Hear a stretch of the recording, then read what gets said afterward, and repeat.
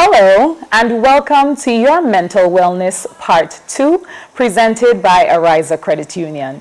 My name is Akira Patterson and I will be your host for this evening's discussion.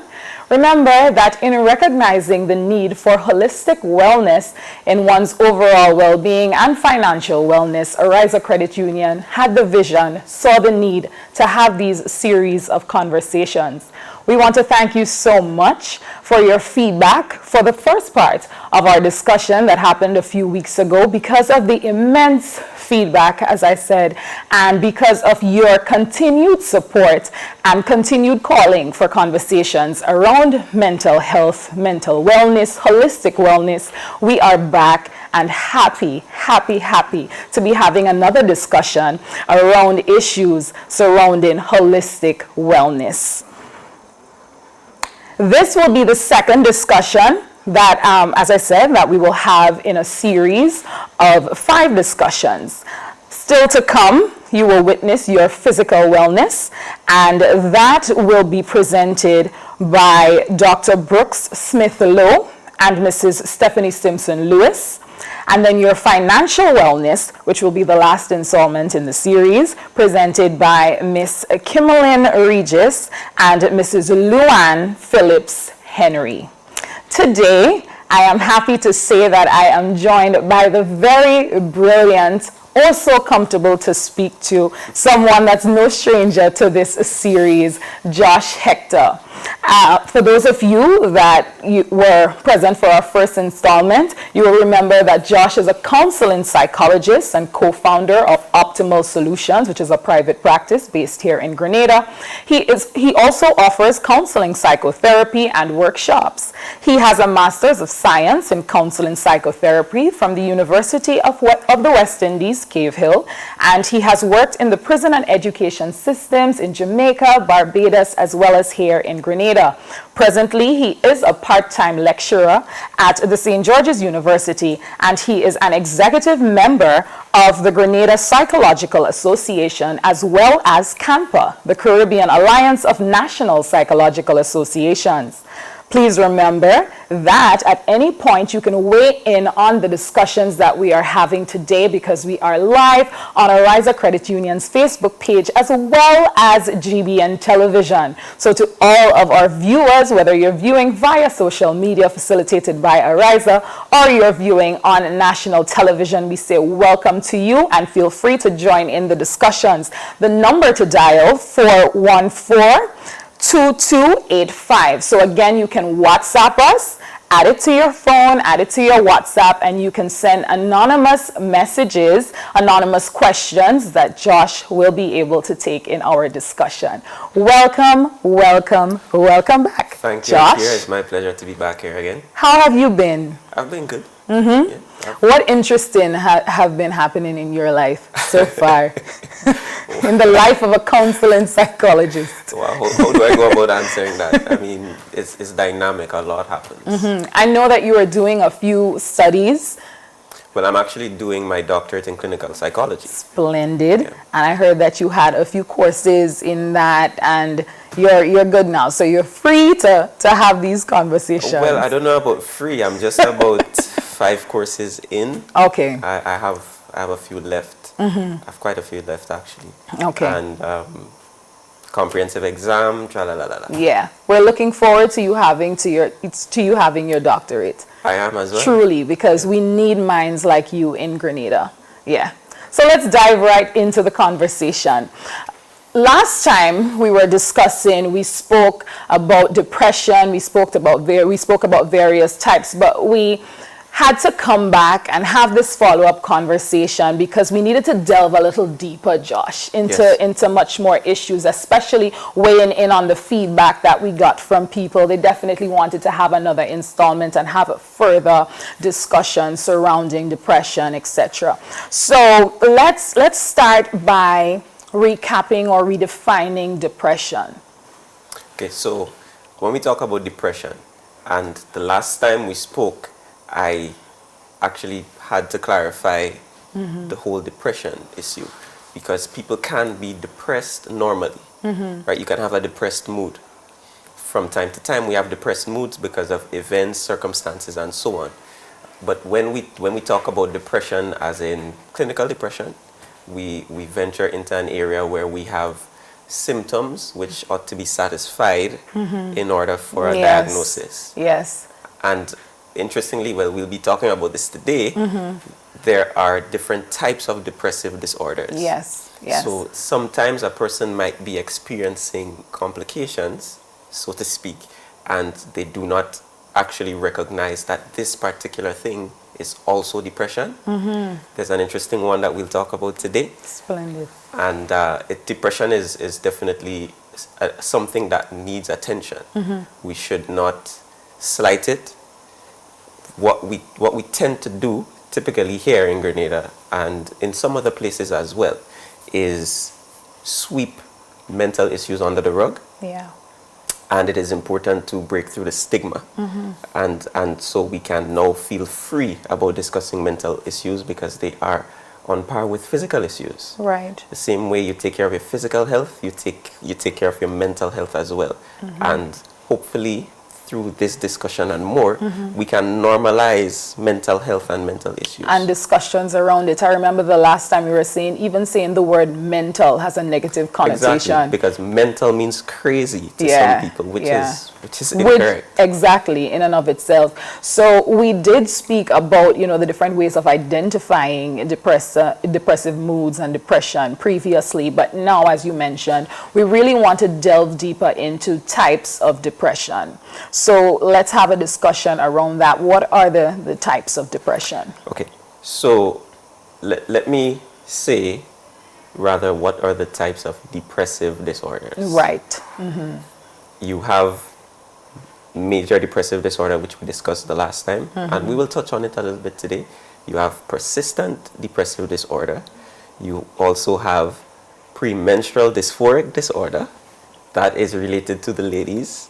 Oh, so why is it that females have to have a specific type of depressive disorders? I suppose they have a specific type of body. True. Is there a specific type for males? No. No. See? That you get, unfortunately, you get to have that. All right. Another benefit of being a female. We also have substance-induced depression. Right. Right. Right, which can happen as a result of being exposed to a substance, substance and medicine induced. Right. Whether it is a substance that you are intoxicated by or actually a medication that you take. And the depression is a side effect of it. Depression could actually be a side effect of different medications. So let's take each of these one by one, Josh, and really discuss it, because I know that people would be experiencing, and sometimes, as you said, we're not necessarily able to identify when we have a depressive disorder or when we're exhibiting, signs of depression. So let's look at these, and then there's actually one I missed, and I think it would be good to start there. And that is the disruptive mood dysregulation disorder. This one is actually diagnosed between the ages of 6 and 10. Interesting.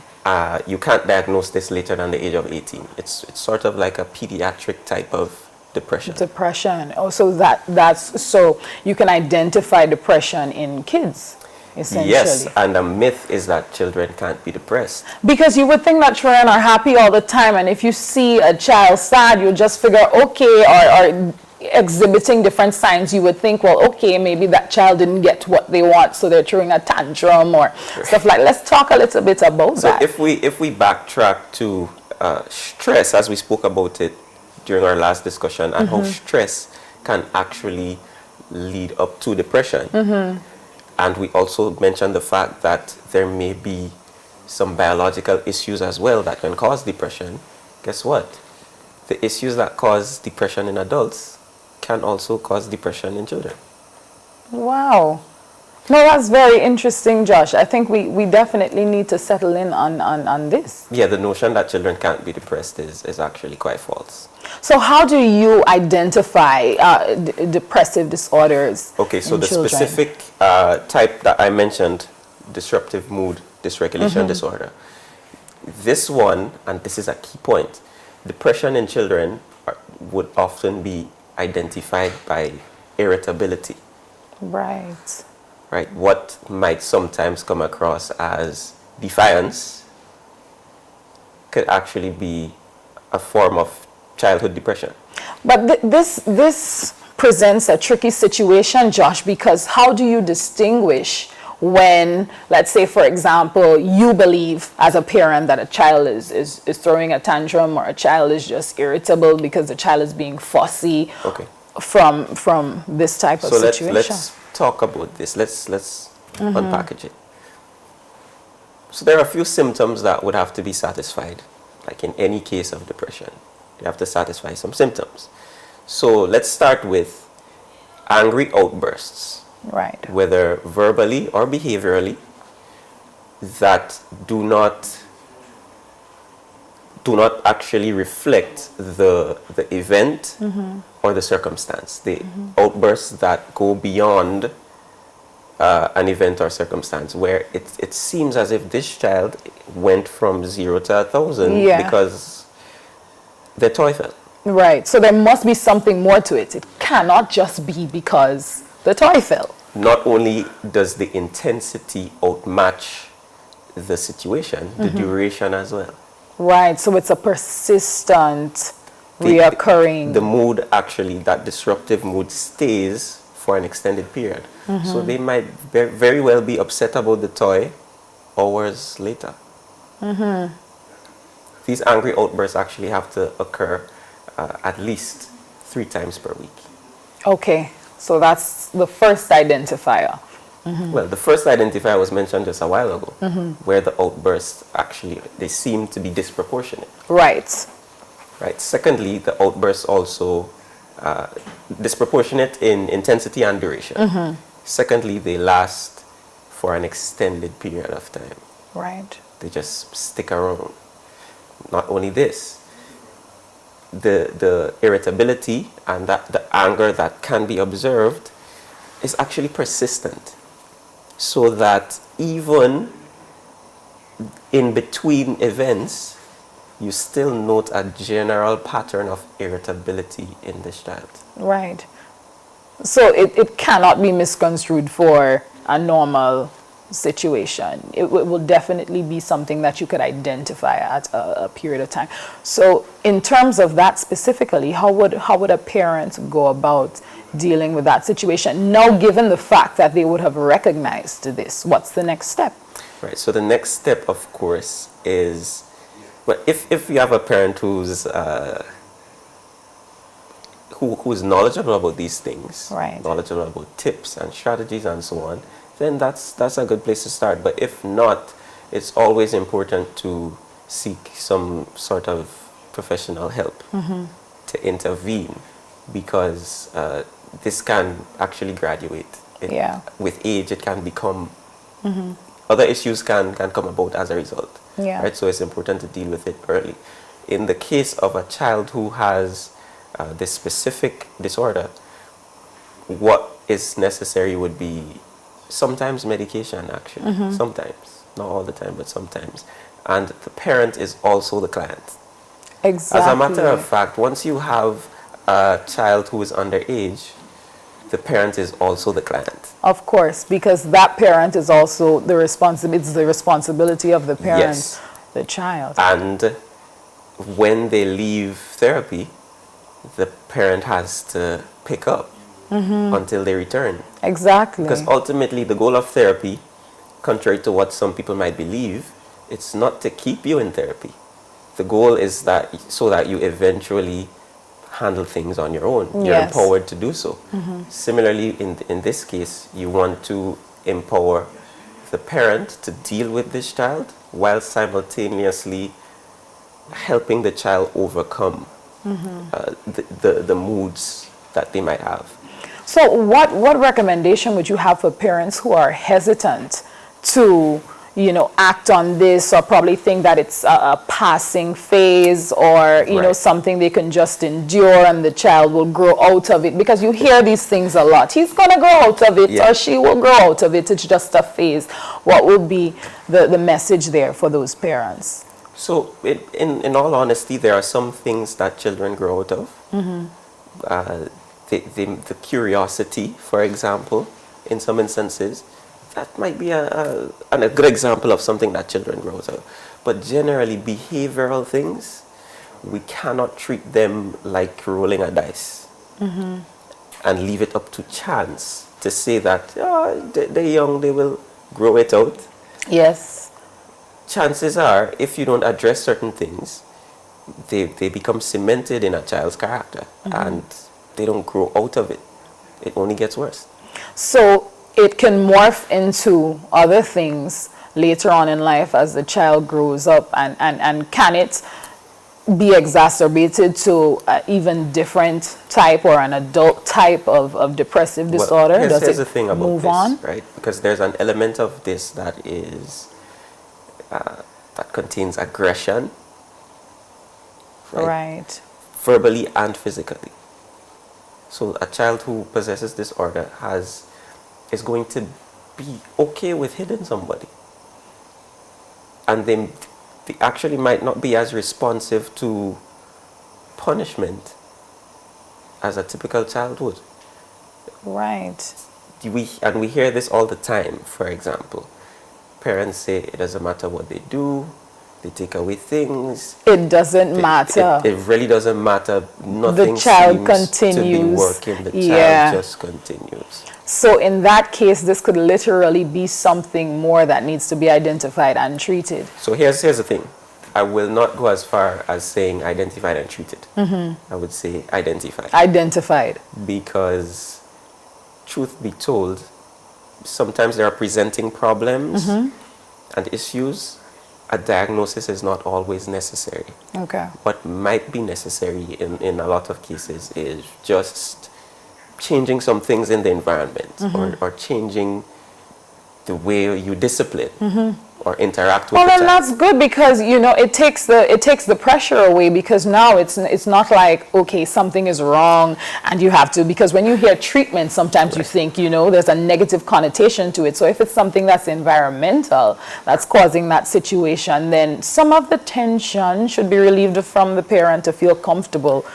This is a Wouldn't good, you say? This is a good time to just interject and say this. I see clients and I hardly diagnose. Diagnosis really depends on what the client brings to the table. But actually, a lot of the time, people just have some circumstantial issues that are troublesome. Perhaps their coping strategy is wrong. Right. If in my professional judgment I realize, wait a minute, this seems to be this is pointing toward a diagnosis, then I consult my manual. Right. But a diagnosis is not always required. Let me just throw that out there. The pressure is off there. Yeah, it's not a diagnosis is not always the pressure required. is off. And sometimes I think that's probably the biggest deterrent, Right. because you would think, okay, once, you have a mental disorder, or you have a depressive conditions and stuff like that, you would automatically think, well, there needs to be treatment, because of the myths surrounded around treating or even recognizing, as you said, just identifying, one of these issues. So I think that's great. And specifically for parents, if you have questions surrounding that, because you have, a child, or your child is exhibiting certain characteristics, and you want to ask Josh a question, you can feel free to do so by WhatsApping us. Again, it's completely anonymous, so the message will come in. I will ask Josh, and just like that, you can get the answer and see whether or not this is something that requires further attention. That's why we're having this discussion, to really and truly help everyone that's viewing. Okay, Josh, so let's move on to another type of one of those depressive disorders. Okay, so MDD, major depressive disorder, that is the classic disorder within this category. Right. And for MDD, you actually have to have 5 symptoms that persist. Basically, the symptoms persist at the same time. 5 Simultaneously. for a 2-week period. Okay, that's very specific. Yeah, it has to be 2 weeks. Yeah. And the symptoms must involve a depressed mood, and also they must involve a diminished interest in normal activities. What would you classify as a depressed mood? How do we identify that? Okay, so sadness, Okay. for example, yeah, average sadness, good old sadness. You lose money and you feel sad about it. That is a depressed mood. Yeah. And that is specific to a situation. You have depression when you satisfy the symptoms. So when the average person says, oh, I'm depressed, a lot of the times they're not. Right. They're just having a sad mood that's based on an They're instant. just having a depressed mood that is specific to a circumstance. Yeah. So the 5 or more symptoms that we talk about with the major depressive disorder would include things like, as I said, the depressed mood, lack of interest. You also have low energy. You have significant weight loss or weight gain, either related to overeating or not eating well. Right. So you either gain a lot of weight or lose a lot of weight in a short space of time. You also have feelings of hopelessness and inappropriate guilt, blaming oneself for things, difficulty concentrating or thinking clearly. You even have thoughts of suicide. Right. Without a specific plan to actually follow through. But you have some thoughts of suicide as well. So you have to actually have All 5 of these. Well, that's more than 5. Yeah. But you need to have 5 of them. or more. You could have more, but at least 5, basically consistently, persistently for 2 weeks. Okay. Yeah. So that's how you identify it. And now, when that has happened, what is the next step? So depression is, again, and this would apply to all the different types of disorders under this category, depression can be resolved by psychotherapy and or medication. Let's talk a little bit about that, because a lot of the times, as I said, it's the apprehension about the treatment that is the biggest deterrent in having conversations about it, in admitting, that you are exhibiting these symptoms. So let's talk a little bit about psychotherapy. Let's talk a little bit about all of that. So, in other words, you want me to tell you what psychotherapy is? Yes. So let me make a distinction here between counseling and psychotherapy. Friends, family members counsel each other all the time, for example. They give counsel. Oh, you have that issue, let's see what's going on here. This is the problem. What are the alternatives? Which is the best one? There you go. That's counsel. Yeah. So you can have informal counseling as well as you can have professional counseling. Right. Right. But I'm certain that your family member is not going to offer psychotherapy. No, definitely not. Very different. Psychotherapy really involves helping people navigate through difficult emotional issues. It also involves dealing with things like past issues, unresolved issues. Right. It's issues both past and present, right? Unresolved things that have an emotional impact on a person. Right. That's where psychotherapy comes in, to help deal with the distress that a person might be experiencing. And so one of the things that I use, one of the theories that I use in psychotherapy is called cognitive behavioral therapy. Right. And that simply involves helping people to recognize how their thoughts affect their behavior, how their thoughts affect their emotions and ultimately their behavior. Yeah. Guess what? CBT, cognitive behavioral therapy, is quite useful for depression. Simply because when people are experiencing depression, MDD as I just described, there are a lot of faulty beliefs that they hold on to. And they literally start accepting things that are not even real. For example, you do not suddenly lose your ability to do what you've been doing for a long time. It's there. You still know how to do that, but suddenly you don't feel like you can. You start to believe like you can't, and you're stuck. Yeah. Why do you feel like you can't? You feel like you can't because you think that you can't. So the thought. It starts with the thought. And that takes me back to the previous conversation that we were having, because you have to have the thought first. Of course. Thoughts become things. Yes. And so that means that most of the time, or at least, in situations specific to what we are discussing, people will have thoughts, but sometimes it's not necessarily what is actually happening. It's just, that concept in your head that's causing you to react a certain way, or causing you to not be able to behave a certain way. Something just came to mind. Imagine that you put a movie on and you project it. Yes. Sometimes we literally, the movie that I'm talking about here are the things that we're thinking. And we project faulty thoughts into our reality. We can actually see the things that we're thinking as if they're real when they're not. And a lot of persons who are depressed have issues with their cognition. They struggle with faulty thoughts and beliefs. And you see, so in having this conversation, it's important to recognize how crucial psychotherapy is. Because it may sound like a word that's pretty serious, because you hear psychotherapy and you just think, just as the average person, Josh, and probably not necessarily knowing too much about, the whole realm of mental health and mental wellness, and you think, psychotherapy. Okay, doctor visit. How does that sound? Not too bad. Psychotherapy is literally... Not too bad. They're one and the same. Yeah, because you think, my hand's hurting, let me go check it out. So why can't it be that easy? Here's what happens.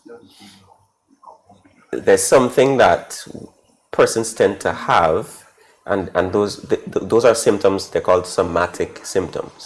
Basically, a somatic symptom occurs when you experience a physical symptom that has no physical origin.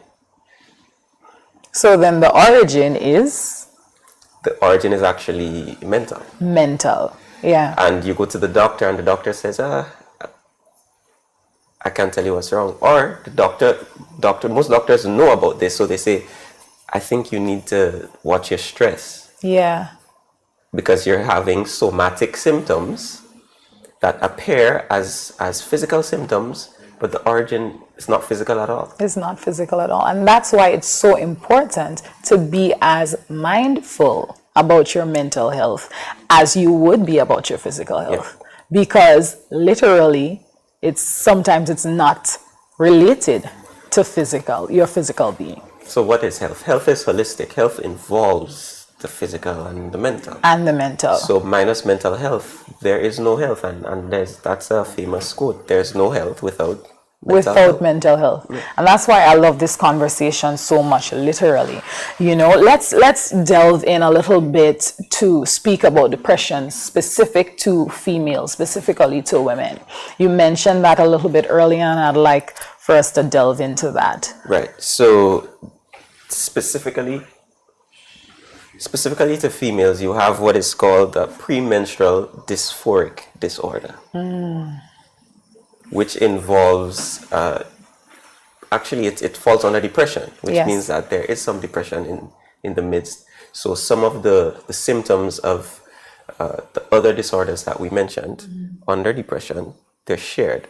But there are some other things that are specific to females that we'll talk about. That definitely. So we are about to take a very short break right now to facilitate the lotto draw that is going to happen live on GBN.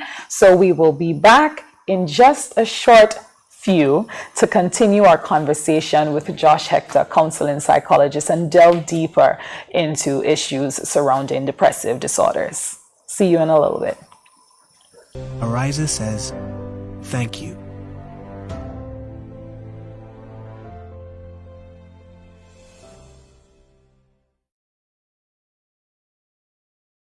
When I need shelter, warmth, security, I know you'll be there. Something in these moments lets me know you care.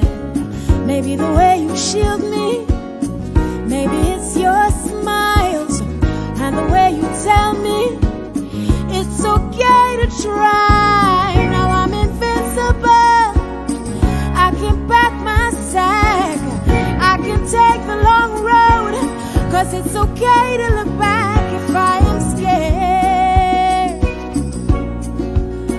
I know you're there.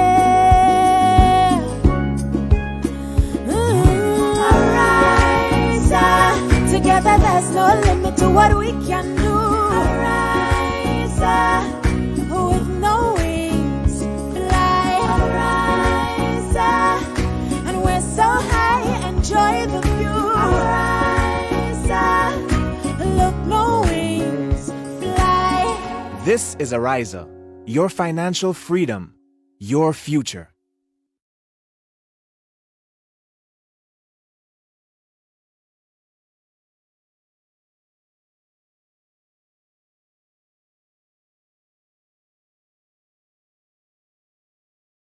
ARIZA says, thank you.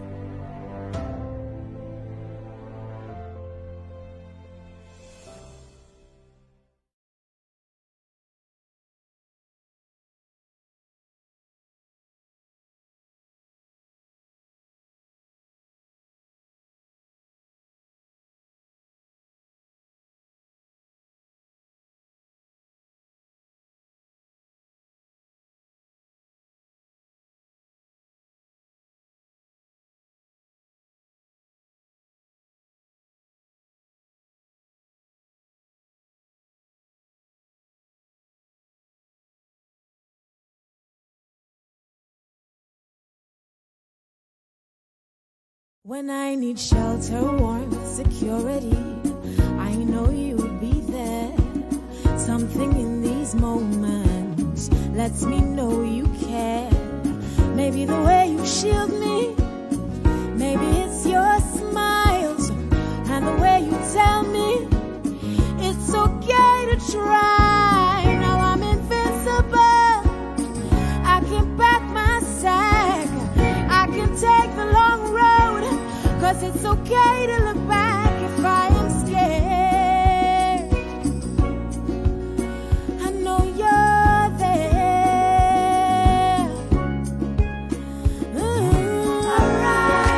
ARIZA, together there's no limit to what we can do. ARIZA, with no wings, fly. ARIZA, and we're so high, enjoy the view. ARIZA, look, no wings, fly. This is ARIZA, your financial freedom, your future.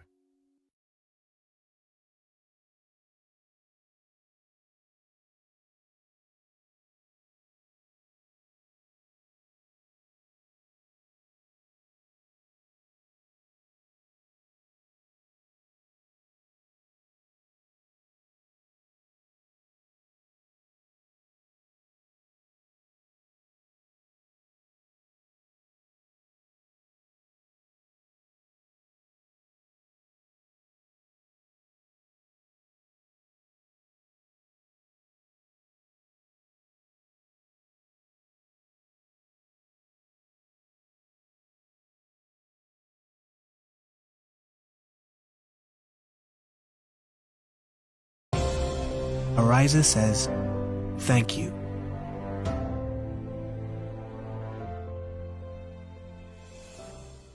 When I need shelter, warmth, security, I know you'll be there. Something in these moments lets me know you care. Maybe the way you shield me, maybe it's your smiles and the way you tell me it's okay to try. Now I'm invincible, I can pack my sack, I can take the long road, 'cause it's okay to look back if I am scared. I know you're there.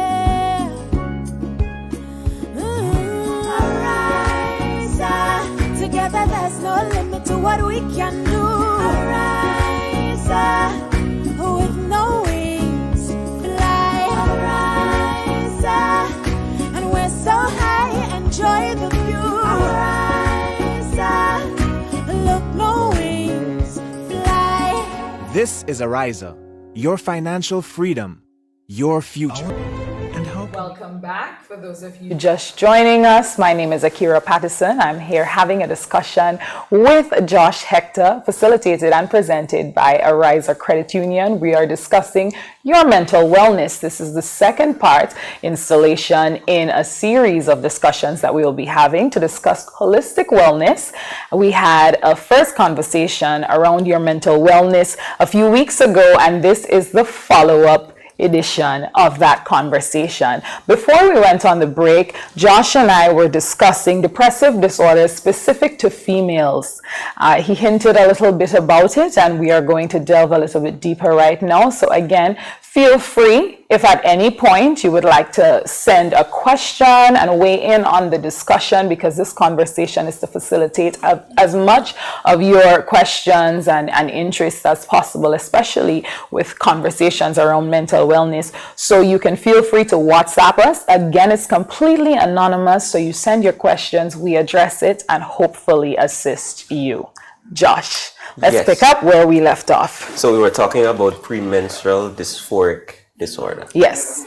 And for this to be present, for this to be diagnosed, so to speak, you have to have, quite like the major depressive disorder, you need to have at least 5 symptoms. Right.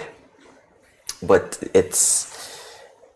when this begins, it's critical. It has to begin at least a week before menstruation, and then a few days after menstruation, the symptoms are supposed to start declining. Yes. And then when menstruation has finished, then the symptoms decline. Sometimes they disappear altogether. So the question now is, Josh, how do we distinguish? Because a lot of the times, generally, a female will, have all sort of different forms of PMS. And then you just think, okay, this is just some sort of PMS. And you just sweep it under the rug, throw it over the shoulder. How do we know? How do we distinguish that this is something different? Let's identify some of those symptoms and see where that takes us. So, of course, you have the mood changes, right? The drastic mood changes. But with the mood changes, yes, there's irritability, but there are other things like hypersensitivity to rejection, for example. Okay. Right. Even if under normal circumstances, this woman, this young lady might be confident and is certain, and nobody actually causes them to feel bad about themselves, they can't deal with rejection at this point. Right. It becomes difficult for them to deal with rejection. Marked irritability and anger, and you also have anxiety, tension, feeling like you're on the edge. Right. Right. But in addition to this, you also have depressive symptoms, such as the diminished mood. You also have a lack of energy, lack of interest in regular activities. Right. The change in the appetite is a bit different though, because the change in the appetite involves increase in appetite or specific cravings. Specific cravings. And there's another thing that can actually happen, which in isolation does not reflect this particular disorder. Right. And that is the bloating. Yes. And the sensitivity. These things can actually happen in isolation, and they do not mean that the woman has premenstrual dysphoric disorder. However, if they happen in conjunction with all the other symptoms, that is where we can see that indeed that is what this is. So, seeing as this is a cyclical occurrence, yes, how is it that we would go about addressing? But let me say this. it is important to understand one thing. It has to be if you look back a year, it should be a case where all cycles, or most of the cycles in the past year at least, would have had these specific concerns. Okay. So it's not just a random one-off thing, because for different reasons there are challenges during that time. But this has to be consistent. Right. How do you go about dealing with this? Now, there are a number of things that a medical doctor, would be able to prescribe. I tend to avoid speaking on these things because I'm not a medical doctor. I can't give that kind of advice. Right. But there are things such as your diet. Your diet is critical. What you eat. What would you recommend in terms of that? Well, what you should not. Or what you shouldn't. Yes. Caffeine. Oh, okay. Wow. Excessive. Womp to the coffee drinkers. Excessive alcohol. Smoking. Okay. Right. There are things that we ingest, things that we do that we seem to have no issue with. But guess what? When your menstrual cycle comes around, you could actually pay for it. Right. Exercise is important to guard against this as well. And another critical element is, under normal circumstances, trying to avoid getting wound up. Trying to avoid excessive arguments. Yes. Well, we will have to have a whole session to discuss that, Josh, literally, in terms of, sometimes just controlling, being triggered, being drawn in, or recognizing triggers to become upset. Sometimes, it takes a little bit to cultivate that sort of control. So, I feel like that will have to be something that will be continuous, and every day you talk to yourself a little bit more, and hopefully you try to, chip away at it. Yeah. Of course, and it boils down to the mind and practicing your mind. Yes. In a particular way. Because we are creatures of habit, our thought patterns are also habits. The way we think, it's a habit. And that quote comes back to me that you cannot control what other people do or what happens outside of you. The only person you're in control of is yourself. So you could literally control whether you will relinquish your power and have someone trigger you, or have an instance trigger you, or, we spoke a little bit about road rage in the previous one, and, all of these things, all of these triggers. So probably just thinking about all of these females, maybe sitting, listening to this conversation and thinking, See, the thing about triggers in this context, because this is all related, triggers can literally be learned. Right. A young lady can learn a trigger from her mom, or from other women, from TV. Triggers can be learned. From Instagram. For example, Instagram can say to you, when this happens, this is how you behave. And that can lead us, and both males and females, that could lead us down a rabbit hole. We're not going to find our way. So the key is awareness? Yes. The key is awareness. Yes. That's what I'm getting from it, definitely. Yes. Let's take a couple questions now. Someone asked, thank you very much for your question. What is the etiology of DMDD? Okay. So, and then, can someone have MDD with atypical features? Okay. So let me go back to the first question. If you look at which one was that? DMDD. DMDD. At this point, there is no known cause. Right. Right. You cannot specifically pinpoint a cause. What we have up to this point are potential contributing factors. Right. So, for example, one of those would be hostility at home. Hostility in the family, hostility with parents, siblings, etc. That can actually have that impact on a child. Right. Also, if It could be a temperament issue. And by temperament, I mean the child's natural disposition. So there are 3 identified temperaments. You have, and when I say difficult, do not attach a negative connotation. But Right. you have easygoing, and that is actually imprinted at birth. Those who are easygoing, Yes. when you tell them to stop, They say, stop. okay. That's the people who are blessed with, blessed with specific types of children. I wouldn't say that. Because, No, because you will always hear people say, "Oh my God, my child doesn't, is a piece of cake to deal with." Such a, well, you know what? I won't say some people are blessed, because I don't want to end up saying that. Right, but the opposite. Right, of course. Okay, of course. So there's that. Then you have children who are called slow to warm up. So Yeah. they come into the room, they seem like they're not going to say a word, and then once they get comfortable, Yeah. you wonder if it's the same child. And then you have the difficult ones, Right. who naturally want things to go their way. Right. So stop is a problem. No is also a problem. Yes. They're mostly fussy and etc.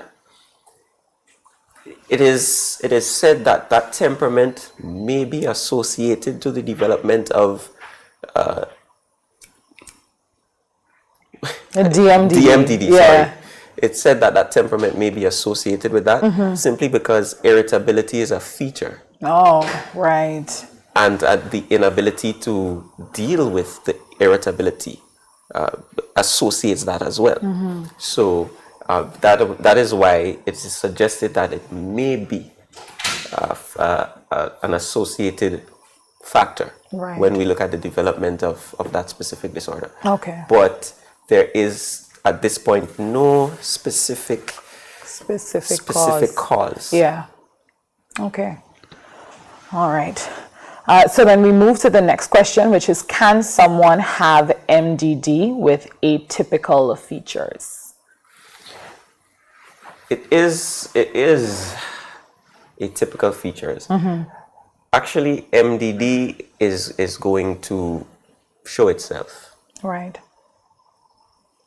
Because when you look at these disorders, there is self-report is considered in line with observation. So it has to be reported and also observed. Observed, yes. And then we identify this is MDD. What can happen though is that you might have what's called a comorbidity, meaning that it's actually possible to have 2 disorders at the same time. And so it's possible. So if, for example, you narrow in or zero in on MDD, Yes. it could get a little confusing, because something might show up that does not resemble MDD to Right. Well, that would be a bit tricky. So I guess that's especially where the observation comes in. Yes. Yeah. Because when we look at the report, a lot of the times people report things from a position of they lack insight. Basically, they don't understand what's happening. So their report has to be considered in line with the observation, Right. and that's where we draw the conclusion. Okay. Thank you very much for your questions. Thank you for answering. I'm sure that would have enlightened you based on the question. If you have a follow-up, feel free to let us know. Again, WhatsApping us, very anonymous. We want to ensure that we have, your confidentiality in addressing sometimes sensitive questions. Josh, you spoke a little bit about depressive disorders specific to substances, specific to medication that you may take. And I know that this may be, an issue for some people specifically. So let's talk about that.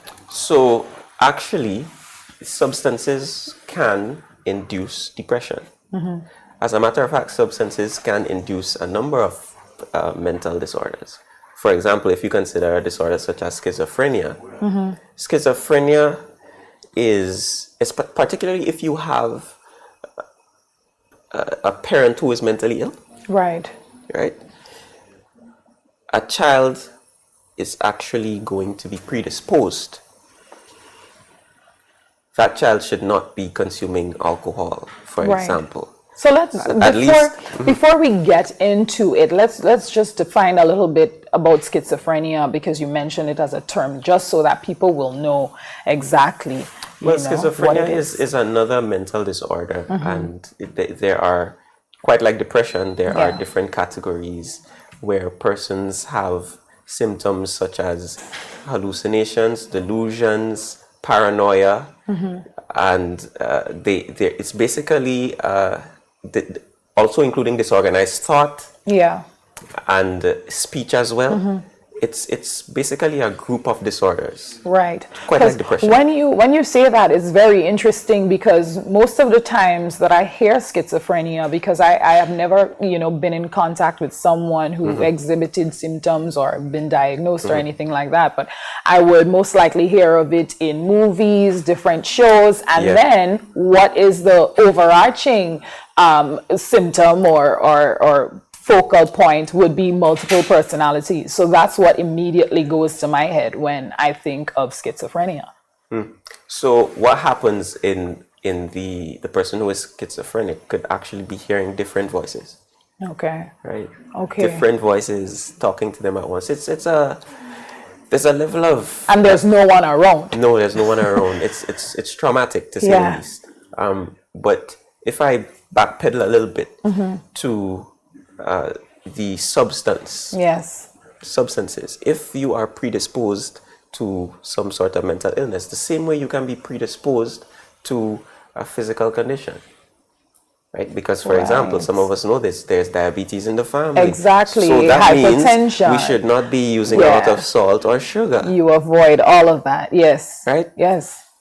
And so likewise. With But here's mental the disorders. issue, because we do not investigate mental issues like we should, most people don't know whether or not They have some they sort. are predisposed. Yes. Yes. Which means that either you find out or you be careful. And you see, that's why I think these conversations are so important, because a lot of the times, if I don't know that there's a history of mental disorder in my family because there haven't been discussions or they have not been properly identified, etc., then I won't be able to guard myself, against it. Your default position should be practicing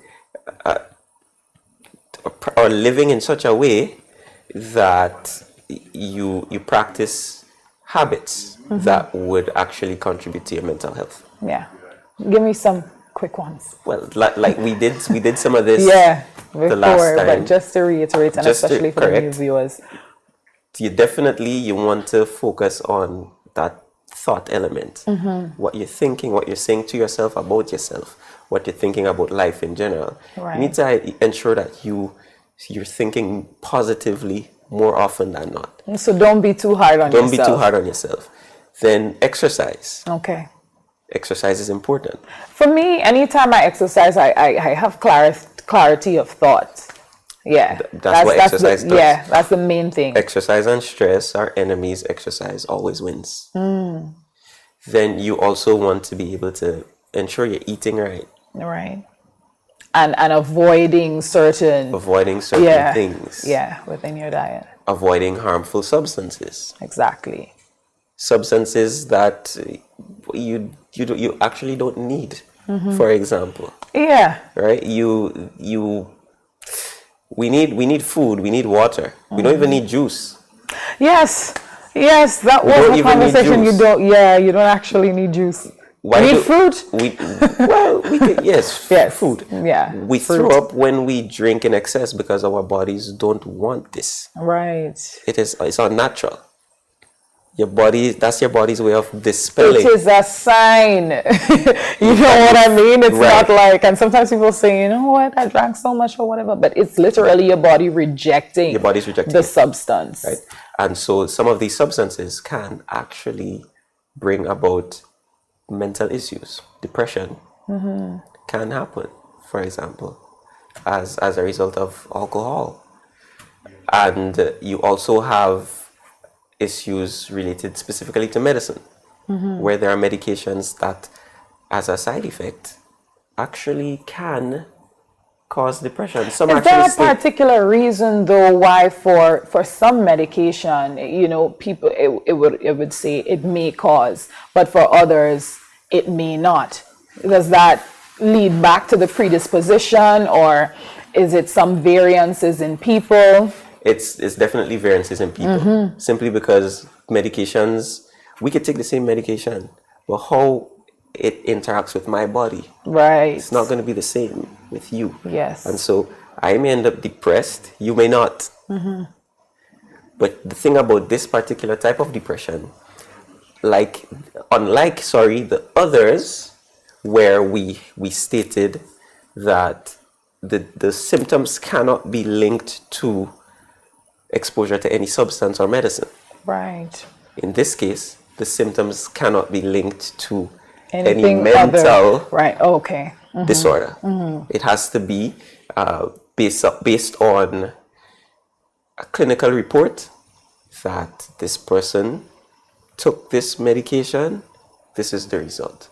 Or because of this, the intoxication via this substance, here this person is now depressed. Okay. So in that instance, it will be as simple as will it be as simple as taking that substance away, or taking that medication, getting off of that medication and getting onto another one to treat whatever it is that you had initially?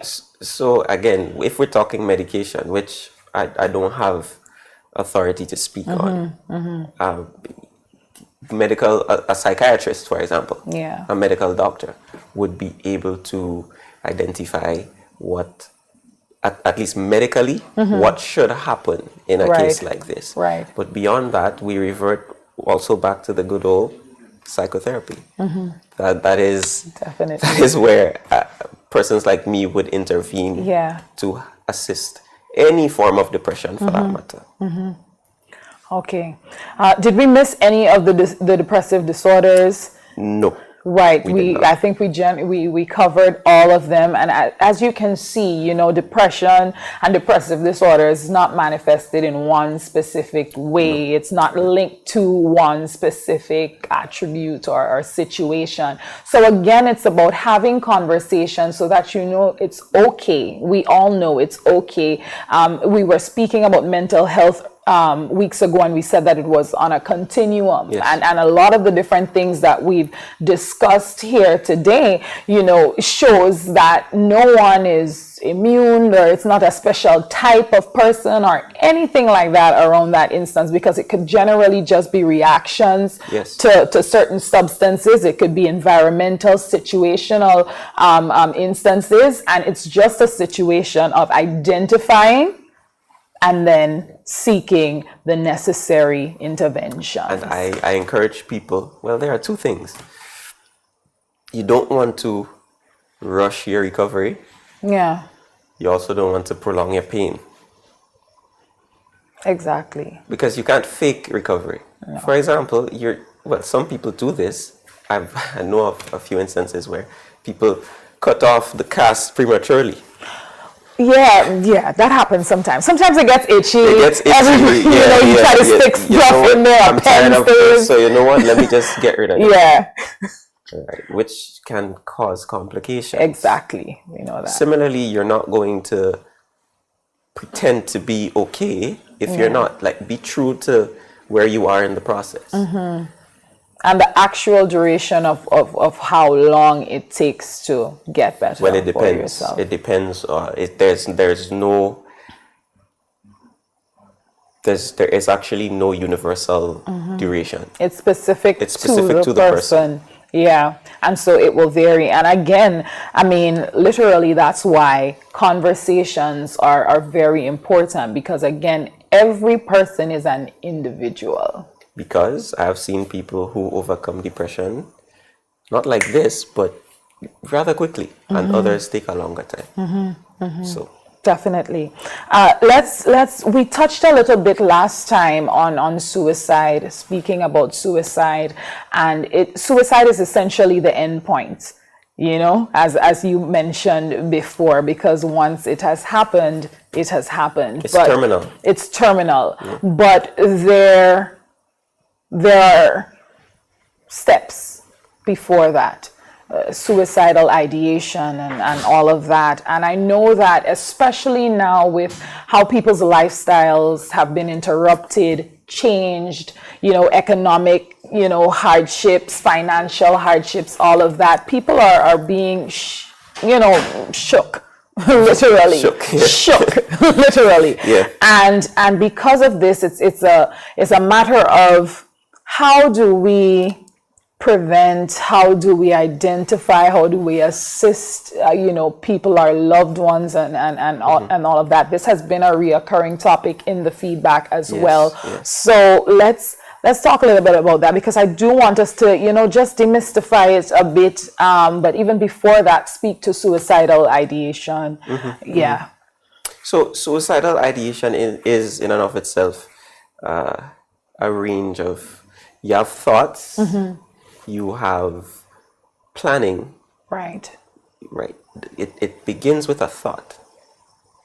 Now, every person who has a suicidal thought does not have the plan to commit suicide. And we were talking earlier and saying that more people than we imagine at some point consider or just randomly think about suicide. Yeah. Or just think about death, Just think about death. In and of itself. Or even suicide. Why? Based on what might be happening at the moment. Yes. How do I get away from all this? How do I disappear? That does not necessarily escalate to planning. But planning is escalation. Right. And what follows planning would be behaviors. Yes. Because after you plan, you act. And the thing about the behaviors is that they seldom go from 0 to 100 in an instant. Right. People experiment with different things at first. So, for example, once you start seeing self-harm, whether cutting, whether poking, whatever it is that a person might be doing to harm his or herself. Let me just clarify this. There might be people who like pain, which is a different thing.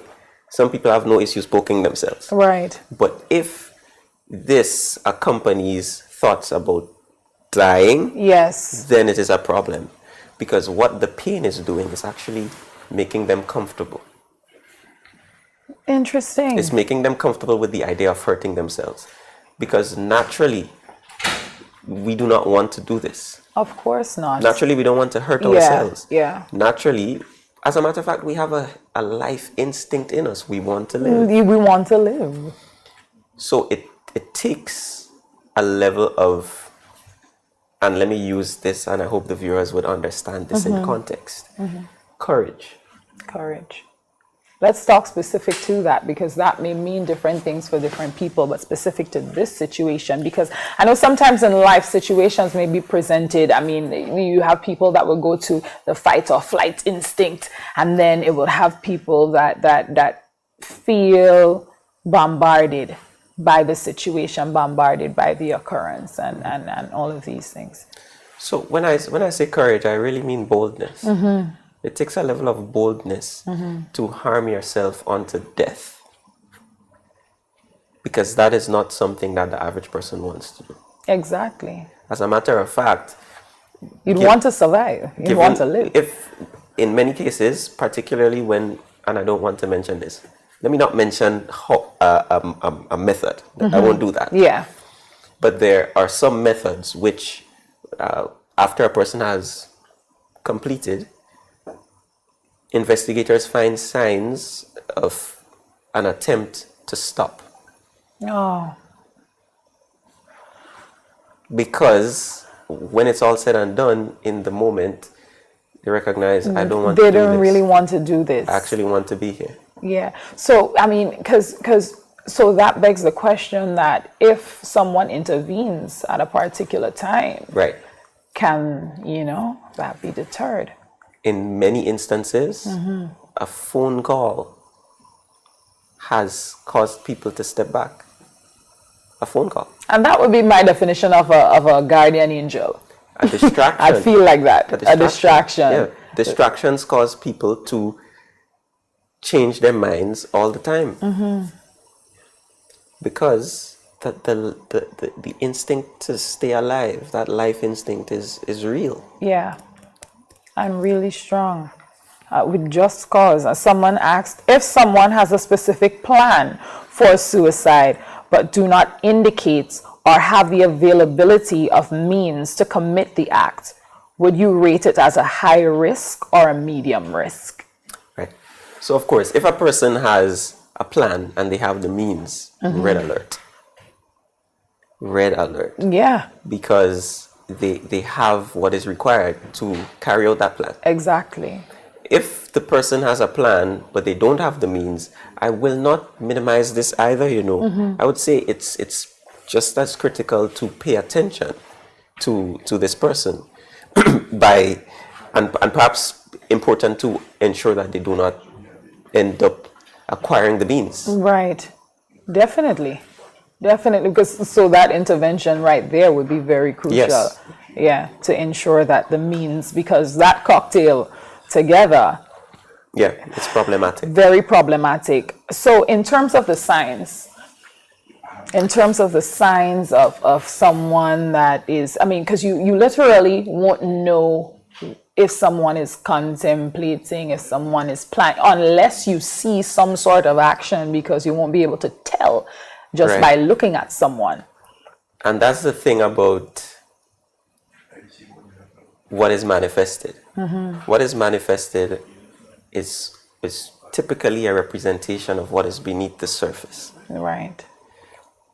We know each other not because we know what we're thinking. We don't read each other's minds. No. We know each other because we've studied our patterns of behavior. Yes, and mannerisms. Yeah. Which comes from where? The thought Similarly, always starts there. you're not going to know what that person is thinking, but there are things that generally hint that there's some suicidal ideation. So what would you say is, is one or a few of those general hints? Okay, so there's a critical one. Well, actually, let's start with what we spoke of a while ago. Self-harm. Yes. Immediate hint. Immediate hint. Once this person is harming themselves, you need to pay attention to that. Silence.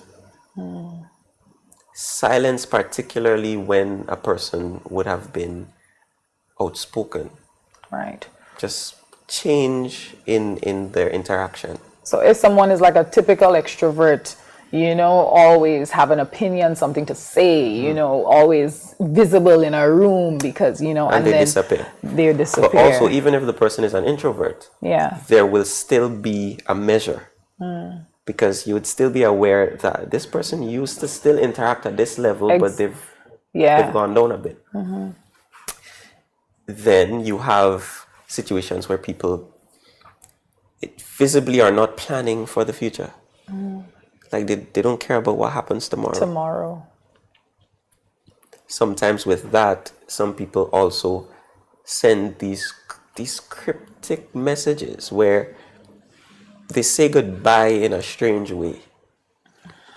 They're not saying like see you later, but they repeat goodbye almost as if there's some sort of finality to it. Yes, like they mean they're not going to be coming back. Some people start giving things away, for example. They start getting rid of possessions. They start giving things away as an indication sometimes that I don't need these anymore because I'm not going to be here. And the list can actually go on, but there are a number of things that point directly to the presence of suicidal ideation in a person. Yes. No. The next reality is this. Sometimes And that's a difficult pill to swallow. Yeah. Sometimes it's not that obvious. Exactly. So in that situation, and then sometimes, after it's completed, God forbid, the family or the loved ones, members, friends, parents, you're left thinking, how did I miss this? So, again, prevention or ways that we can prevent this. Number one, don't take each other for granted. Do not assume that he's okay. Yeah. Do not assume that she's okay. So, for example, your child has not mentioned how their day went to you. As a matter of fact, it might not be a normal practice for you to talk about how your day is going. Yeah. I'm not saying that is it means that the child is probably plotting suicide. What I mean is that says that you need to be interacting with your child more than you are. Definitely. Because You need to understand what's going on in their world. yes, otherwise you won't be able to identify when there is something different. And how does this happen? I like to say this because there is something interesting that sometimes happens between childhood and adolescence, where parents were basically right there with their child during childhood, and then adolescence comes and they just let them go. Yeah. You have to transit, that relationship has to graduate, not disappear. And you see, that may be the tricky part, because sometimes when, the facilitator of the graduation process, let's take, for example, children go through puberty, and then you're like, oh my goodness, let me just leave this child alone, because every instance, I mean, and I'm not speaking for all parents, like some parents will definitely persist, but depends, as you said, because people are different, they react different and all of that. And sometimes you would think, well, maybe if I, give you some space or whatever, and then... Well, truth be told, people are not raising children, they're raising adults. And raising adults mean that you give you gradually increase the space. Yeah. Right. But in gradually increasing the space, you still have to be there. And attentive and know what's going on. Conversations. And whether it be a child, not just parent-child, but siblings. Even adult siblings. Stay in contact with each other. Yeah. Yeah. Find out where is he at? Where is she at? What's going on? Yeah. Because the type of suicide that takes place and shocks everybody because nobody saw it, it really happened, it was planned in secrecy.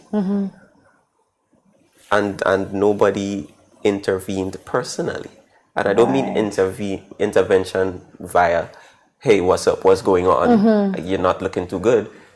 Just intervention via conversation. Exactly. Just conversation. Because I feel like if you have a conversation with someone who's at least planning, there will be some indicators, there will be some red flags, especially if it's someone that somebody that you're familiar with. Another thing as well, in the midst of these conversations, it is important for us to convey positive regard, to actually express appreciation. Yes. I like having you here. This is why. So that this person does not falsely believe that nobody cares. Because nobody cares is a huge thing to say. Somebody cares. But I feel like sometimes people would say something like nobody cares, because oftentimes we take appreciation for granted, or the need to appreciate somebody for granted, and not to be cliche at all, but literally sometimes people would take it for granted. Oh, that's my sister, she knows that I love her, or that's my brother, he knows that I love him, I'm just being tough. Or you're busy going about your own life and not necessarily making time to have that conversation. And when you have a conversation, appreciate. Yes. I'm seeing more of now, and I totally love it. People who are actually having these appreciation parties for family members while they're alive. rather than waiting until they die to speak nicely of them. Yeah, and so all of And these that is actually becoming more popular now, which is a good thing. And I hope it's a trend that continues for Because a very we long time. need to express our appreciation for each other. Yeah, definitely. I think that's so key. Someone asked, who are more likely to commit suicide, or I guess complete suicide, males or females? Well, males tend to have a higher success rate. A higher success rate. Why? Males, the methods or the means that males mostly use tend to be a lot more potent.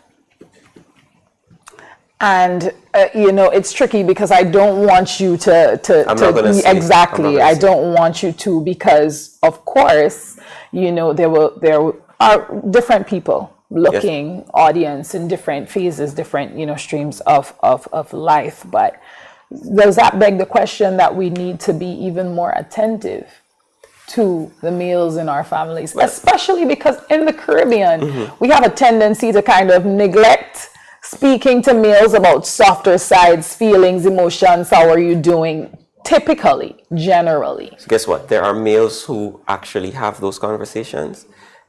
It actually boils down to their upbringing, and perhaps how their parents raised them to be expressive. Yeah. Because generally, let's be honest, we tend to think, oh, you're crying, you're weak. When crying actually proves more strength than holding it in. Yeah. There's strength in vulnerability. I saw that quote. Correct. The other thing is that even from a physical standpoint, and I'd note, and perhaps it's something that children learn, a child would be hitting their father, right? Without the slightest inkling that, am I hurting him? He's a man, probably. He's not feeling that. He's a man. Yeah. Right? He's a man, so he could take that. You know what? That actually reflects how we view men generally in society. Yeah. If you're strong, then deal with it. Deal with everything of life. And we neglect the fact that when it all boils down to it, men as well as women are all human beings. We all have feelings. And so because, of course, the whole issue of being expressive, women generally talk more anyway. So they vent more. For a man who is going to decide, I've had enough, I'm going to do this. A lot of them have kept things inside, and they've gotten to a point where it's no turning back now.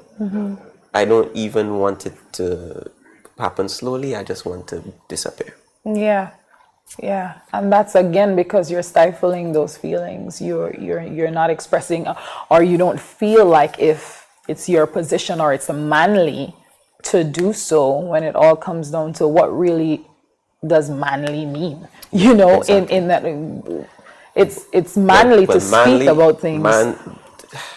That manliness we're talking about seems to be viewed in the context of strength. Yes. But I think the issue is that strength is actually incorrectly defined.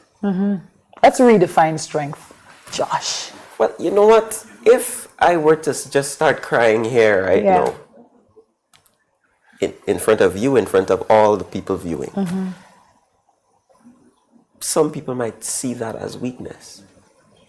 Right? Why is that strength? Because I am not afraid to express how I feel. You have the courage. I have the courage to own my emotion. You know what takes more courage as well? Walking away from a volatile situation. Hitting somebody readily is actually a sign of weakness. But we have We're flipping it here. We're flipping it. We need to flip it. We need to because flip it. It has been flipped incorrectly.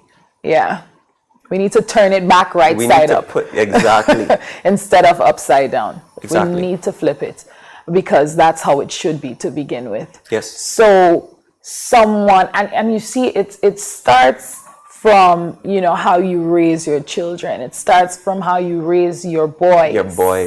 Your boys. And just being conscious of the fact that boys need love and affection, need to be able to express themselves. If you're hurting, say that you're hurting. If something, you know, is wrong, or if you cry, that is okay. We need to tell boys that it's okay to cry. You know, a child hit me one time and I was like, wow, why would you do that? Yeah, because like it hurt. No, I didn't. Yeah, but no, but as a person, yeah. You but think I'm like, let me think about this. Why do we think that it's okay to hit men? Mm-hmm. Men have feelings. Girls, yeah. We don't hit girls, Yeah, so why are we hitting? We shouldn't hit anybody. Exactly. If a behavior is wrong, it should be wrong for both. Correct. Now, I want to also touch another point as it relates to who is most at risk. Mm-hmm. There's a sense in which, minus making this gender specific, yes, there's another sense in which anyone who has a plan and the means, whether male or female, they are most at risk. Okay. Yeah. So it literally has, and coming back to the question, because who's most likely to commit or complete it, it's not specific to the type of person, even though males, as you say, may be additionally, you know, vulnerable just because of the suppression of the feelings and the emotions. Correct. And everything like that. So that's very important to identify. But Josh, you know, before we round up this conversation, and then specifically to suicide, and move on to a couple mythbusters before we end, let's talk a little bit about suicide and the media, because this, I believe, is very important, and it speaks to even hinting to your reluctance to say name and identify methods, etc. Because sometimes, you know, everything seems to be sensationalized. Yeah. You know, and I'm not saying this specific to news or specific to, you know, media outlets, but with the prevalence of social media, with just how it's ubiquitous, you know, throughout our lives. We get up in the morning, we reach for, you know, our phones, we check Facebook, we check Instagram. If something happens, you know, an accident happens, you would quicker see someone pick up the phone, reach for the phone to take a picture or go live, as opposed to, is that person okay? Is that person? So coming specifically back to, suicide and the media, this is particularly problematic. Yes. So for the persons who might be wondering why or how come I did not actually mention specific methods. Yeah. It is because this has a way of actually giving ideas to someone who is sitting at home watching and might be having suicidal ideation, who might be struggling with suicidal thoughts. Oh, I didn't think of that. I didn't know I could do it that way, for example. Wow. It's actually important to not publish the method. Beyond publishing the method, it's also important not to make suicide a headline. Yes. Like to make it this high profile thing that it's deserving of all the attention in the world. Because that may be what? Because that can actually trigger someone. Because people are, when we talk about suicidal ideation and we talk about the range, right? Someone might be on the borderline. And that news clip that they saw gave them enough to work with. Yeah. As far as, and you mentioned social media, right? So even having pictures, for example. I was about to say. That is rather problematic.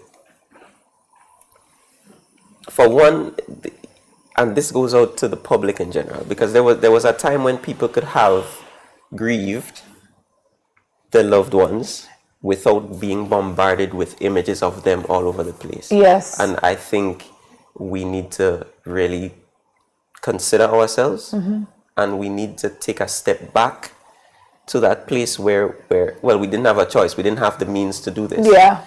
But it is not the right thing to do. Just being compassionate. Just being compassionate I enough. would believe, because, you know, it's a horrific thing to find out something about your family in the media. You know, you look on Facebook and you see a picture of someone, you know, or you look, I could just imagine how traumatic that would be for a person. And you yourself, you know, with your phone taking the picture, you may not be contemplating that. You may not be thinking that, oh my God, look at this. Let me take it and share it.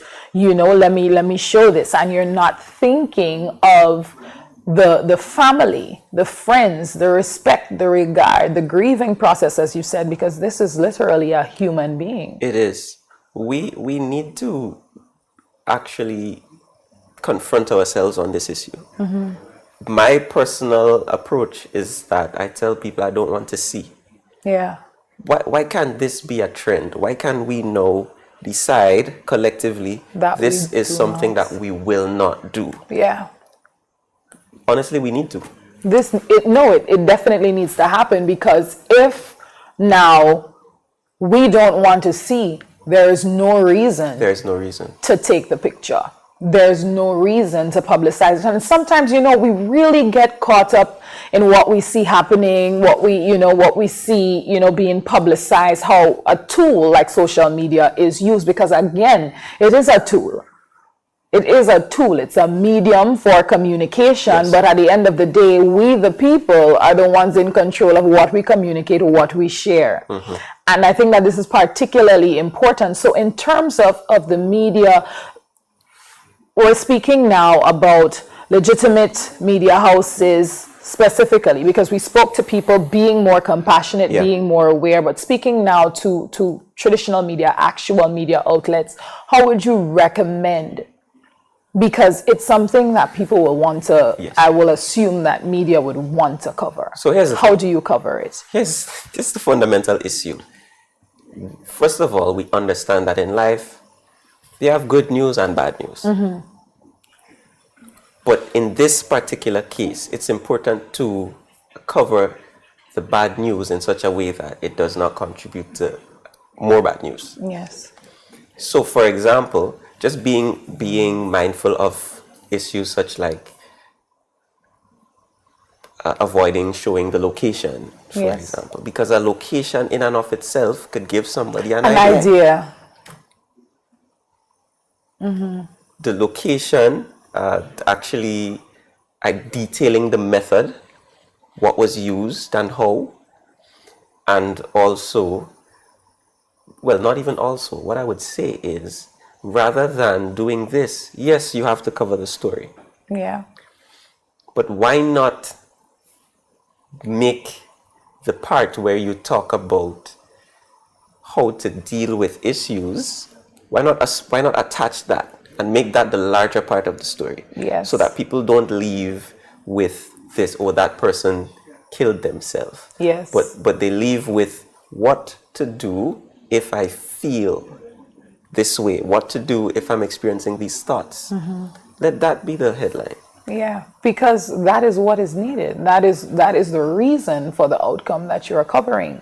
You know, so definitely that sort of intervention is necessary. Or telling people where they can go, or just giving identifying help. things they can do. Yes, that can be done. So the narrative definitely needs to be addressed and needs to be changed. It does. We need to turn it right side up with regards to suicide, how we treat with it, how we cover it, and just individually, you know, your personal ethic, you know, on a person-to-person level. And of course it may vary, because, you know, you have different people, but it's just putting yourself in someone else's shoes.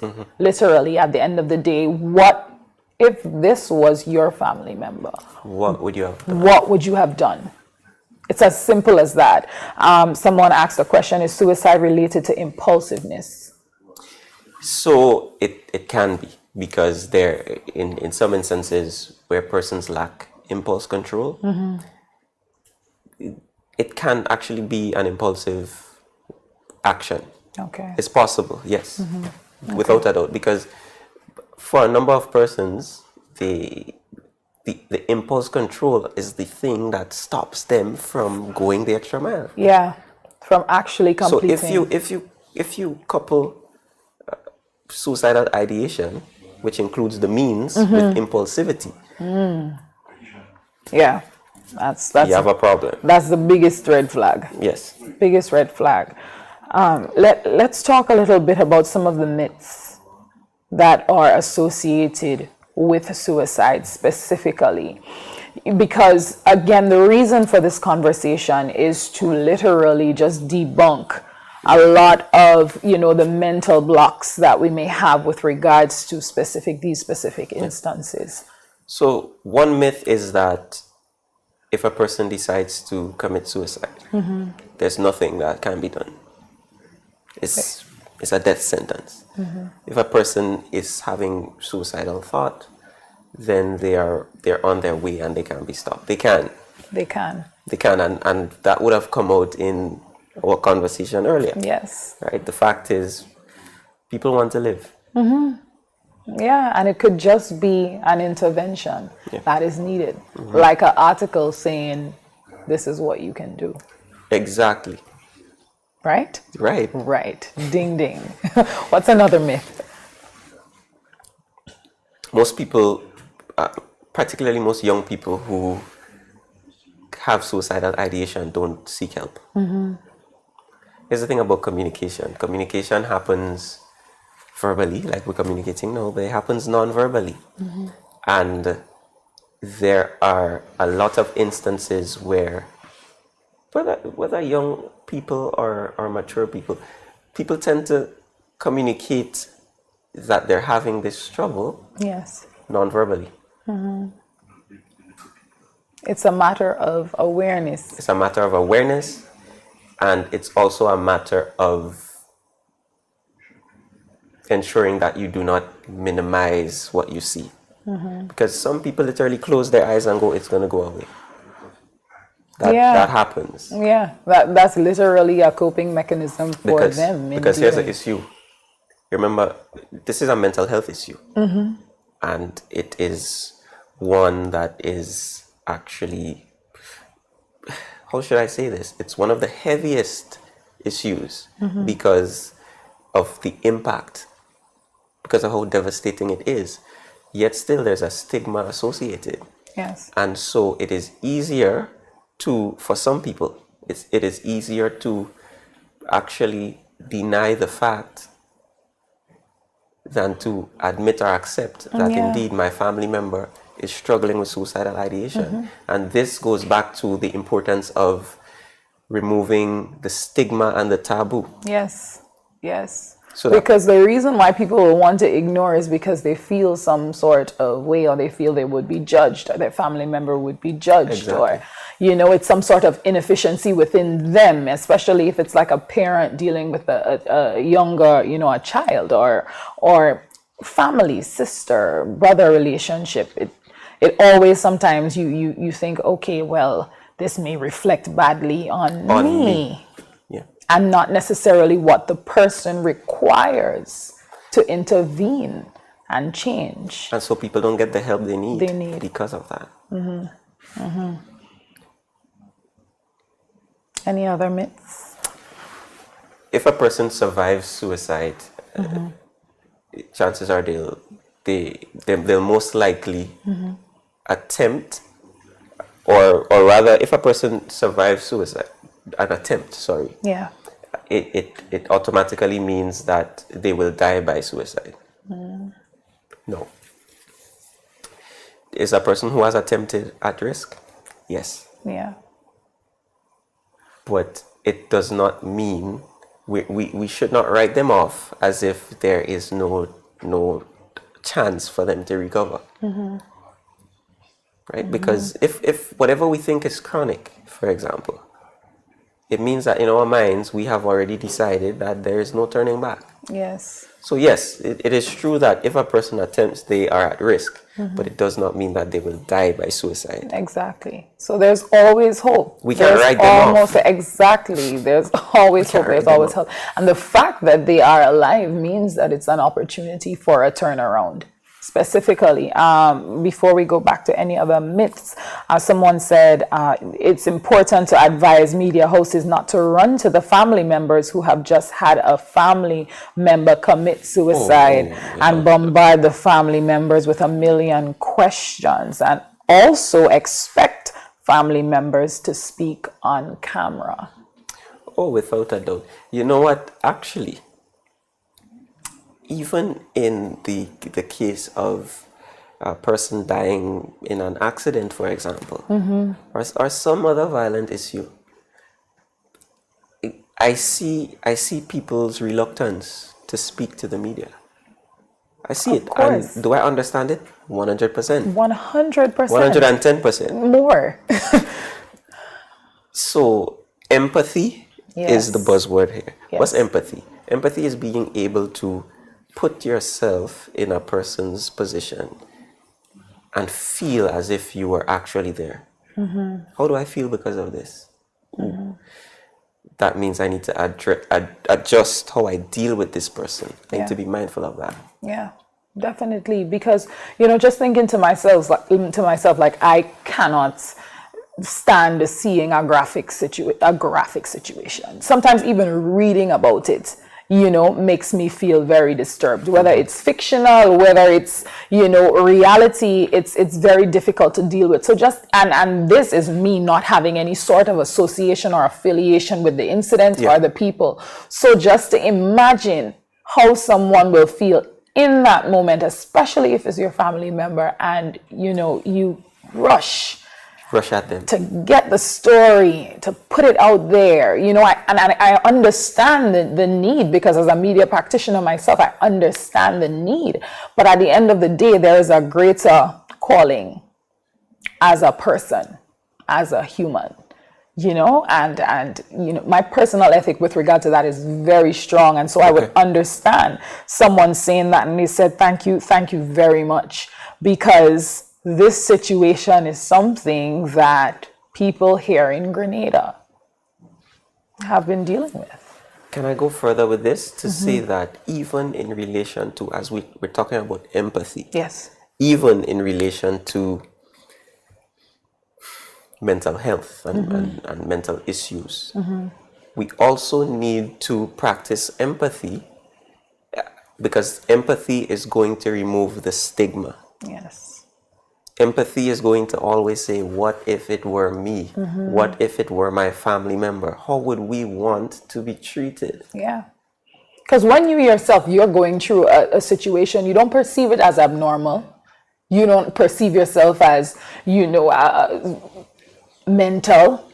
You don't bracket yourself or think about yourself like, oh my God, or even maybe if you do, you still have some sort of understanding, because you know that you're going through a situation, for certain people who are aware. So why then is it so difficult for us to extend that, to other people, or just the awareness that that's... What would help is when we really contemplate and come to terms with the fact that we do not have immunity. Yes. And I think that's one of the biggest myths. We don't have immunity. There's no one immune. No one is immune. People don't recognize that we just might be one circumstance away from a breakdown. One circumstance away from an episode or from the onset of some type of mental issue. In the continuum of mental health. And on the continuum, if we're going to be honest, many people are not 100% either. So we just need to be mindful of that. Yes, definitely. And before we wrap up, there are other general myths in just surrounding mental health and mental awareness that I think is very important, because this is the second part of this conversation, and I think that for this one particularly, we delved very deep into specific into specific issues and, just helping people identify. And I think people have been really, with the questions that have been coming in, I know there's a level of contemplation happening. So I would definitely say that this would be the perfect time to address like those general. So some of the myths that I have identified is that, all people with mental illnesses have bizarre or disruptive, unpredictable behavior. And from this conversation and the one before, that is definitely not the case. So here's the issue. People don't recognize this. A diagnosis is a classification. Okay. And with diagnosis, you are able to understand and you can also predict. The people who have not been diagnosed, the quote-unquote healthy people who do not struggle with specific challenges related to a particular mental disorder, are actually far more unpredictable than the person who has the mental disorder. Yeah. Because the person who has the mental disorder, based on the diagnosis, we are aware these are the symptoms. This is what might be displayed. Yeah, so you have an idea of what to look for. What about you and I? Yeah. We're unpredictable. And that is an interesting point. An interesting point, because again, it brings us back to that we are not we are not above it. We are not immune. It's not a situation, we're not vaccinated against it, Wow. We are not vaccinated against mental. And I have to say it that way because you can intervene for some physical, illnesses, but how do you intervene? If I were to say this, the most we can do by way of vaccination it's a watchword in these times. Yes, is to ensure we practice healthy habits. Yes. Which is, like even with the coronavirus, we talk about the social vaccination, which would be healthy habits. Yes. If we practice healthy habits personally, this would act as a preventive measure. Yes. Which does not mean that we are entirely immune nonetheless. Definitely. Another myth, all people with mental illnesses should be medicated. Definitely not. Definitely not. Once you have a mental illness, you will always have it. Some mental illnesses are chronic, just like some physical complaints are. But it does not mean, let me put it this way, there are persons who live with diabetes. Yes, exactly. That's a chronic and it's physical under control. illness. Exactly. Similarly, there are mental illnesses that can be controlled, medicated and controlled, and persons can live normal lives. Well, let me not say normal. Normal is a strange word, but yes. they can function effectively. And so, in the same way that you won't shun someone for taking medication for their diabetes and their hypertension or anything like that, you should not. We do not shun someone for having to be medicated or treated for a mental illness or a mental disorder. Because associated with that myth is the concept or the idea that medication for mental illness will make you crazy. So once you take that, you're going to lose your mind. Yes, that is. And so many people actually, they hide from their own treatment because of the stigma. Because of the stigma. Because of the stigma, they hide from their own treatment. And impede their progress. Own progress and wellness. Another one, people with mental illnesses and their families are to blame for their condition. Absolutely not. Exactly. So let me say this before I say absolutely not. In some instances, you might have a situation where, because of family experiences, right? People, there are symptoms that can develop as a result of problematic family experiences. And should we absolve the family of all responsibility. Well, they have to take responsibility for their actions. But to say that it is always, that we can always blame the family, that is actually troublesome, because that is not the case. And I think because families themselves would actually have that mindset, that may be the reason why sometimes the family would even hide a family member. Yeah. Because they don't want the public to say, To know. this is our fault. Yeah. Yeah. You know what? If they don't receive, you know what you should worry about? There's a fault you should worry about.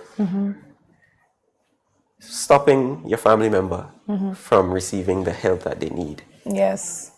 That should carry more weight That is the to you overarching than issue. people finding out that your family member is mentally ill.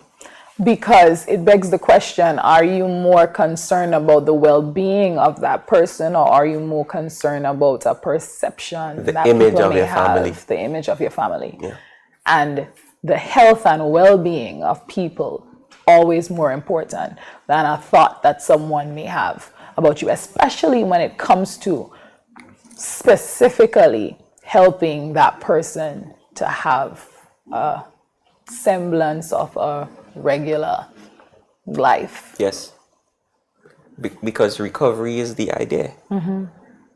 And we do not recover by hiding from what is happening. what's happening. We recover by dealing with what's happening. Yeah. So when you have a pain, you go to the doctor. Easily. And you're not worried that, oh, somebody will say I have diabetes. It's like, so what? You know, it's the same thing here. And that's what we want to get to the crux to. And then the last one is that people with mental illnesses should be isolated from the community.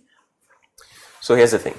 If a person, based on the mental illness that is present, if they have become a danger to themselves and others, Yes. it is necessary to institutionalize that person. Because, yes, things can go wrong. Yeah. Things can go spectacularly wrong. Yeah. But the reality is, there are, because mental health is such an anonymous issue, there are so many people who live among us that have mental issues. Yes. And not everybody who has a mental issue needs to be isolated. And you can still be functional. You can still function. Exactly. And I think that that's an excellent note for us to, bring the curtain down. We've been having this conversation, for a while. For hours. Yes, I think it's been like almost 2 hours, but it's definitely something, and people weighing in with the questions specifically, help to spur this conversation. And I feel like this is definitely something that would have been resourceful and assisted people, or at least made people a little bit more mindful and aware. So Josh, this is our second conversation on your mental wellness. How would you just round it off for everyone? What would be the number one takeaway that you'd want to leave all of the viewers with? Can I tell you that after every one of these conversations, my takeaway would be the same, or the final thing that I say would be the same? Yes. End the stigma. End the stigma. Begin to recognize that mental health is part of your overall health. Yes. And so that means that nothing is wrong if you look after your mental health the same way you would look after your physical health. Something is entirely wrong if you judge somebody because you're aware that they have a mental issue. Yeah. Let's end the stigma and let's practice empathy in dealing with the issue of mental health from now and beyond. Yes, perfect. That's perfect, and it literally summarizes my takeaway. And Josh, I want to thank you so much. I want to, just encourage you to continue with your studies. We need more people like you, as I said in a conversation, with you on the side. Just knowing, that you are a clinical psychologist, a psychotherapist. Just thinking about it already debunks, certain stigma, that is associated with having conversations, seeking counseling, seeking psychotherapy. And I know that you're doing your PhD, and with the wealth of knowledge that you have, and you still have a lot of years in front of you, you know, you could do a lot more. And I know that just from the feedback, everyone has been, you know, just saying how much this conversation and conversations like this really assist. And I know that you do so much. So I really want to, you know, encourage people to, if you need to contact, you know, Josh at Optimal Solutions specifically to have further conversations, because a lot of things are sensitive to discuss, you know, live on air on a platform like this. So we're having the conversation to open it up. But you know, of course, you're welcomed, you know, if you identify anything you want to go further with any conversations that we've touched on over this 2-part series, feel free to contact Josh and his team at Optimal Solutions. You can email them at info.optimalsolutionsgnd@gmail.com, or you can contact them 443-2894. That's the landline, or feel free to WhatsApp or access the mobile number 421-6159. So many opportunities there for you to contact, whether it's an email, you feel, okay, it's an impersonal WhatsApp message, so it's easy to start the conversation. That's what we need. And so Josh, thank you again so much. Truly appreciate it. Having this conversation with you, even though I had a certain level of awareness coming into this, I feel like it added so much. And I think that this was definitely needed. I'm so happy to be able to have this conversation, and I'm so happy to have it with you. Indeed, my pleasure. Literally, it's been so easy speaking to you. And so in speaking about the ability to have this conversation, I must recognize ARIZA Credit Union in facilitating, you know, this conversation and other conversations that we will continue to have in holistic wellness. It's very important to destigmatize certain issues, especially surrounding mental health, your mental wellness, and just awareness of people generally. You know, as Josh would have said, you know, it's a continuum. No one is above it. No one is immune.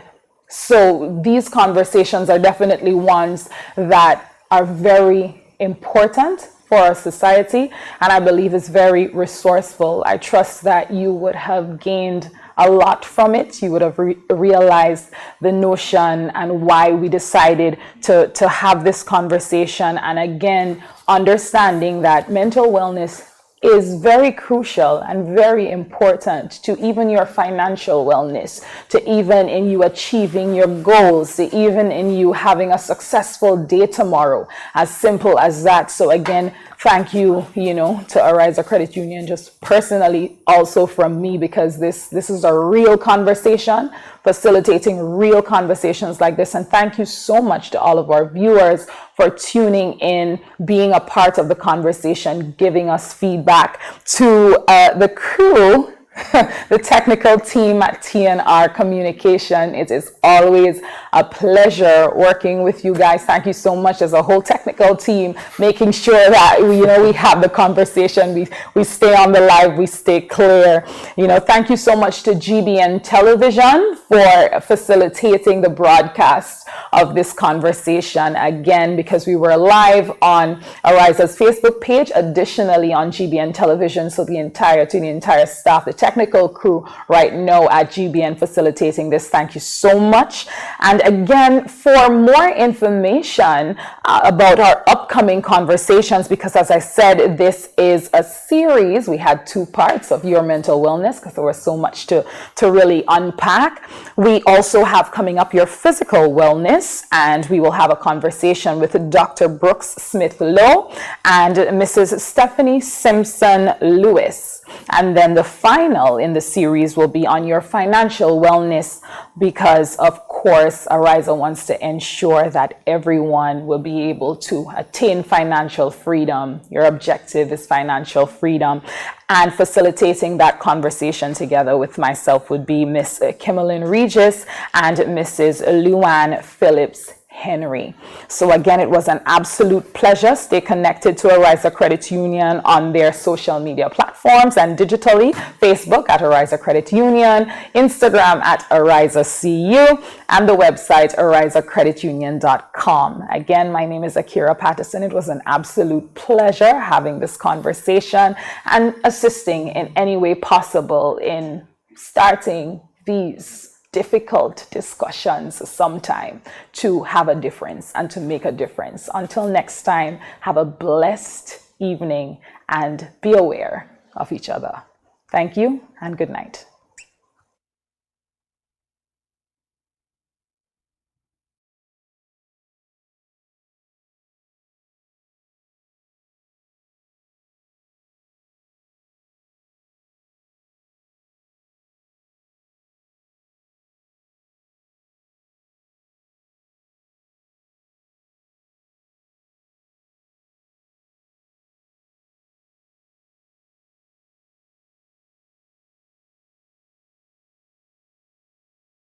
ARIZA says, thank you.